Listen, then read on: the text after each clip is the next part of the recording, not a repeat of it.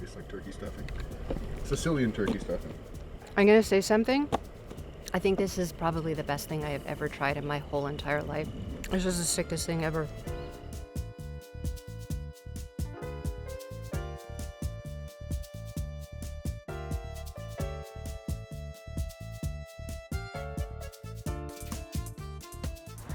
These are trying times for our beloved food industry. Now more than ever, we need to support and shine the brightest light on both restaurateurs, chefs, and purveyors. Today, I have a very special episode for you in partnership with Lightspeed, featured on Canada's 100 Best. I will be joining Chef Derek Dammann as we go and spend the day at Sugary Farm, owned by Chef Nick Hodge and his wife, Natalie. Stay with me. It is going to be a delectable adventure.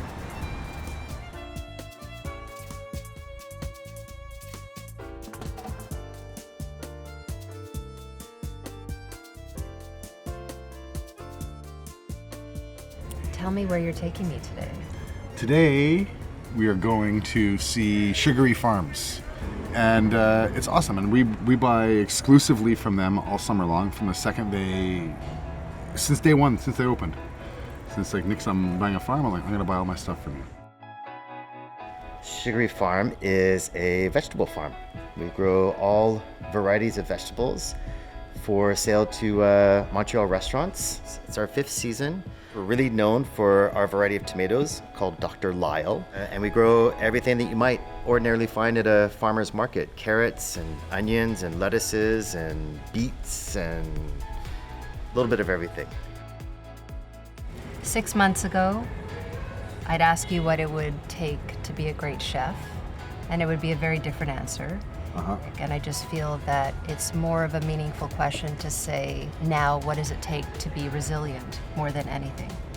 You know, both personally what I've been through and you know, professionally what I've been through in the last 6 months, as well as everyone. You know, it's, are we open today? Tomorrow's tomorrow, the next day is the next day, you know, and that's all I can really say.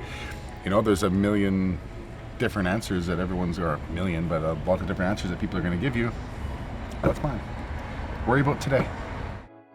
What's one word you would use to describe Derek? You know what? At the risk of sounding super cheesy, I'm just gonna say talented. For reals. Yeah, Oh. full on. Wow. I mean it, bro. Thank you.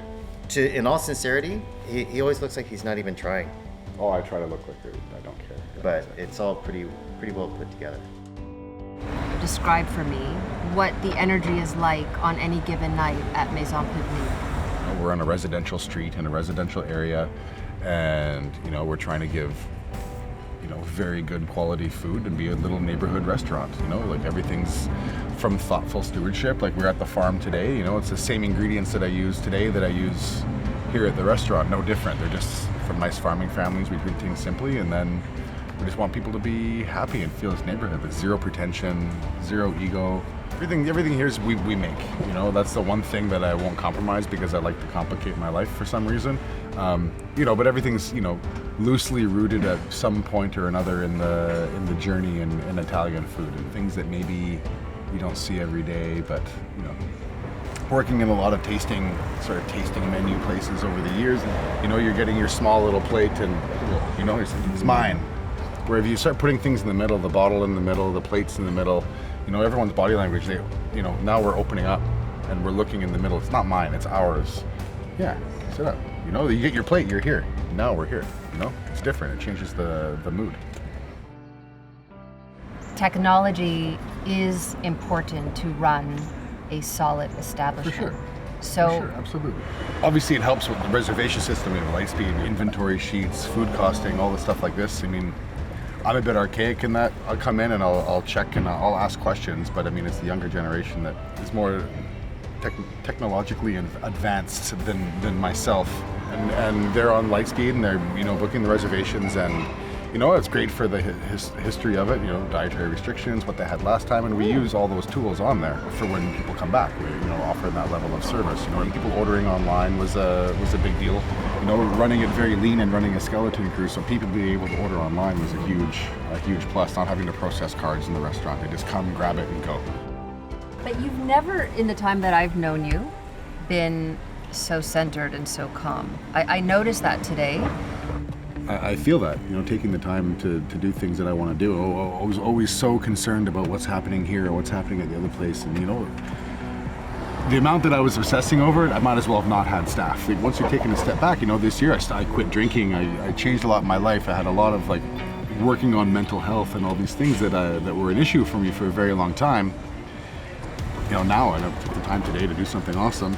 The rest of the day is going to be amazing. It's in such a great mood to be able to love yourself for a few minutes and the impact it has on the rest of your day, right? And people around you. Right.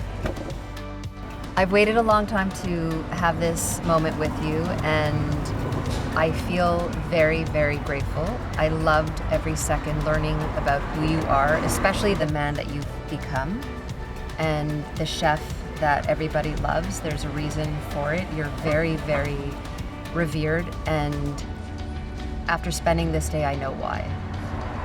It's very kind of you to make me blush. It was fun. It was super fun. I had a good time.